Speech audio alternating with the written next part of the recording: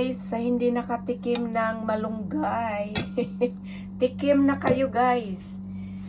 I-try ninyo ito guys. Grabe ang tamis ng sabaw niya.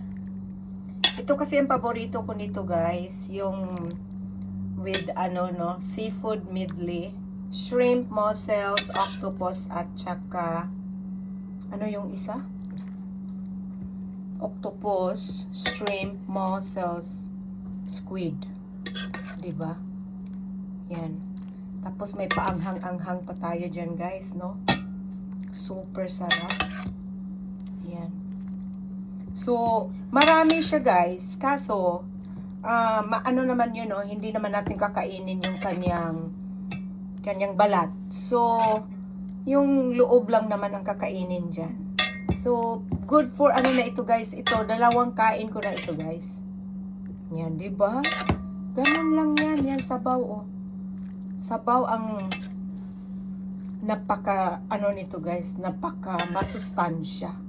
Ayan. Yan.